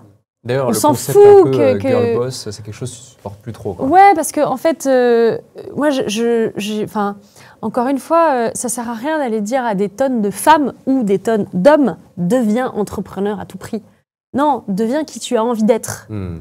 Ose accepter qui tu as envie d'être. Humainement, socialement, sexuellement, professionnellement. Ose qui tu as envie d'être. Et ça, je trouve que c'est... alors, il y a toujours des modes. Donc là, il y a eu une mode où il fallait être entrepreneur. Mais c'est plus, oui, ose aller chercher ce qui te donne envie, ce qui te fait envie dans la vie. Tu dis qu'il y avait une mode, c'est d'être entrepreneur. Ouais. Tu parles au passé. Ouais. Tu penses qu'elle est passée, cette mode? Je ne sais pas si elle va passer. Je pense qu'on est dans une phase où c'était hyper la mode d'être entrepreneur, de créer un truc. Je pense que le marché s'étant beaucoup resserré, les aides s'étant beaucoup resserrées, ça devient plus difficile. Alors, tu avais beaucoup de programmes d'accompagnement un peu partout, en veux-tu, en voilà. Tu vas en avoir, je pense pour l'instant, de moins en moins. On est quand même, ce qui tank quand l'économie tank, tout tank. C'est-à-dire que c'est pas l'écosystème des startups qui prend une douille, c'est l'économie dans sa globalité prend une douille. Donc l'écosystème des startups, comme le reste, prend des douilles. Donc je pense que ça a un impact, parce qu'il y a quand même beaucoup de startups qui malheureusement sont en train de fermer, de péricliter ou d'avoir des problématiques. Donc ça risque d'avoir un impact, mais c'est pas grave. Il y aura un modèle de demain et une aspiration pour demain, et on pourra faire d'autres très belles choses demain, quoi. Tu évoquais le message que tu veux véhiculer aux femmes. Qu'est-ce que tu veux qu'elles comprennent avant tout, que ce soit sur la réussite, sur l'échec également, sur l'impact, le pouvoir qu'elles peuvent avoir grâce à l'entrepreneuriat? C'est pas tant l'impact. Enfin, moi, je dirais pas. Déjà, c'est pas un message que pour les femmes. Je pense que la partie très business pour la femme, c'était on dirait jamais à un mec ose. Et ça, pour moi, c'est un message important. De commencer par arrêter d'aller dans le côté je te tiens par la main pour que tu oses. Ouais. Non, je te dis, tu n'as même pas besoin de mon autorisation pour oser. Bien sûr. En fait, et si en plus je dois te tenir par la main, c'est qu'il y a un blocage, il y a un problème. Non, mais voilà. Enfin, et c'est pour ça que j'essaye de pas rester dans ce carcan de je parle aux femmes, ou alors si je leur parle, si je dis en fait, peut-être c'est vous plutôt pouvez. qu'elles s'identifient à toi. Peut-être parce que tu incarnes une forme aussi de représentation de celle qui a osé et qui a réussi, malgré le fait qu'en plus, il y avait des difficultés, il y avait des gens qui ne misaient pas forcément sur toi, comme on l'a évoqué tout à l'heure. Et donc, beaucoup, face à ça, malheureusement, auraient abandonné. Mais beaucoup de femmes et d'hommes aussi. Enfin, je veux dire, c'est pas uniquement les filles qui abandonnent face à l'adversité. Il faut quand même pas se leurrer. Il y a quand même beaucoup d'hommes qui sont faibles et qui... et de plus en plus. J'en sais rien, mais en tout cas, c'est normal face à l'adversité de dire oh, « Mon Dieu, qu'est-ce que je vais faire ?» C'est pas un trait féminin. Faut pas... Ça, c'est sûr que non. Mais non, je dirais que c'est quand même important en fait, une chose qui me marque au quotidien, d'autant plus après avoir eu un enfant, c'est la vie est courte, au final. Je suis à la moitié de ma vie. J'ai 40 ans. Dans 40 ans, je serai certainement morte. Donc, je suis à la moitié de ma vie. Et en fait, il faut pas vivre un jour de sa vie en regrettant ou en n'étant pas aligné avec qui on est, parce qu'en fait, ça ne fait que revenir vers soi. Et je pense que c'est ça la chose la plus importante. Il faut être juste aligné avec qui on est et se dire si je meurs demain et que je rencontre Dieu demain, je n'aurai pas honte de qui j'ai été et de ce que j'amène avec moi. C'est assez drôle parce que j'ai l'impression que tu as évolué dans un monde très normé. Tu parlais d'éducation, de tes parents profs, de toutes ces choses. Et pour autant, tu as fait ta route, tu as fait ton chemin, tu es allé à contre-courant à plein de reprises. Qu'est-ce qui fait que tu as ça en toi où justement tu sors des chantiers battus, tu es guidé par la passion, par l'envie, par cette petite flamme? Ouais, je sais pas, il n'y a pas de... Je pense que la résilience fait ça aussi. Quand tu dois te battre un peu pour les choses, ça alimente ton feu, comme une cheminée, quoi. Plus tu mets de bûches, plus elle prend. Et c'est vrai que oui, plus tu as des combats, plus derrière tu as envie de te démener. Mais il y a aussi plein de gens qui ont réussi sans avoir eu à combattre toute leur vie. Et puis j'ai pas non plus, encore une fois, j'ai pas grandi dans un orphelinat, j'ai pas grandi dans un pays défavorisé. Mes parents sont profs. Alors, ils sont peut-être que profs pour certains, mais bon, ils sont quand même profs. C'est un métier où ils gagnent correctement leur vie, hyper respectable. Donc, je ne saurais pas te dire pourquoi. Je pense que ça fait partie des choses qu'on a en soi. Et après, des choses qu'on est capable de cultiver ou pas. L'adversité amène aussi vraiment une forme de culture de ça. Et l'envie, quoi. Ouais, t'évoques le fait de pouvoir cultiver ces choses-là. Ça peut paraître un petit peu abstrait pour certains qui nous écoutent. Concrètement, comment tu fais? Il y a des rituels, il y a des habitudes, il y a une réflexion, une pensée? Non, alors tous les rituels, les habitudes que j'essaye d'avoir, genre méditer 5 minutes par jour et tout, j'arrive jamais à les tenir. Je dirais que c'est une ouverture d'esprit, quoi. Lire des choses, voir des choses, vouloir apprendre des autres. Se remettre en question. Se remettre en question. Il y a des phases, mais moi, typiquement, je peux avoir des phases où je vais écouter beaucoup de podcasts et puis après, pendant 3 ans, je ne vais plus en écouter un. Mais par contre, je verrai mon psy au moins 2 fois par mois pour avoir ce moment de recul sur moi-même et me dire, OK, donc, qu'est-ce qui se passe? Et j'ai eu un coach Adrien était mon coach pendant extrêmement longtemps. Et vraiment, j'ai beaucoup peiné à le laisser partir parce que lui, il avait besoin de monter d'autres projets. Et ça a été un challenge pour moi d'accepter de ne plus être coachée. J'avais l'impression que j'avais plus la main qui me tenait et qui me disait « Carole, tu vas y aller », tu vois. C'est des phases. Et à ce moment-là, tu as arrêté d'être coachée ou tu as changé de coach? Non, j'ai arrêté d'être coachée. OK. Un seul coach. C'était lui. OK. Ouais. Pour une raison particulière? Parce qu'il m'avait appris tout ce que j'avais besoin d'apprendre à ce moment-là. C'était un mentor, finalement. Ouais, plus. Ouais. Il m'avait appris tout ce que j'avais besoin d'apprendre et j'étais assez forte pour prendre les décisions sans lui. Et quand vraiment j'ai une grosse douille, je l'appelle. Mais je l'appelle moins souvent, quoi. Je l'appelle peut-être 2 fois par an. Ça va. Merci Carole pour cet échange. Plaisir. J'ai encore une dernière question à te poser. Dis-moi. Mais avant ça, si vous avez eu autant de plaisir à écouter cet épisode que je n'en ai eu à l'animer, eh bien, comme à chaque fois, faites-le nous savoir en commentant cette vidéo, en la partageant, en la likant. Et également, si vous êtes sur une plateforme audio, à mettre 5 étoiles sur votre plateforme de streaming préférée. Carole, comme tous les invités du podcast Le Déclic, est-ce que tu peux nous partager le déclic qui a fait toute la différence dans ta vie, personnelle, professionnelle, peu importe?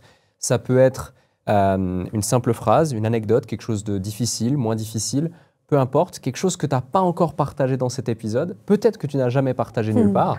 Tu es complètement libre pour ce mot de la fin. Alors c'est marrant parce que j'en parle très peu, mais j'en ai un peu parlé aujourd'hui et puis j'en ai beaucoup parlé ces dernières semaines avec la mort du pape et l'élection du nouveau pape. C'est ma foi. Je pense que j'ai reçu la foi quand j'avais 15 ans et quand tu disais comment on fait pour cultiver ça, la foi c'est comme l'amour, c'est-à-dire qu'une fois que tu l'as, tu l'as, mais c'est pas une constante qui ne disparaît jamais. Et pour le coup, ma foi, je la cultive tous les ans quand je fais le carême. C'est un moment que j'aime beaucoup et que je cultive beaucoup. Et c'est vrai que je pense que ça amène une force et une ouverture vers l'autre qui est assez importante et qui... Tu m'as posé plein de fois la question, oui, mais qu'est-ce qui fait que... Je ne sais pas si c'est ma foi qui fait que... Je pense que ça y contribue. Et ça fait partie intégrante de qui je suis et de ce que j'aime. Je pense que le fait que j'aime amener des choses aux autres et que j'aime trouver des solutions aux problèmes des autres vient aussi un peu de là, de ce côté de ma foi et de ma relation à Dieu.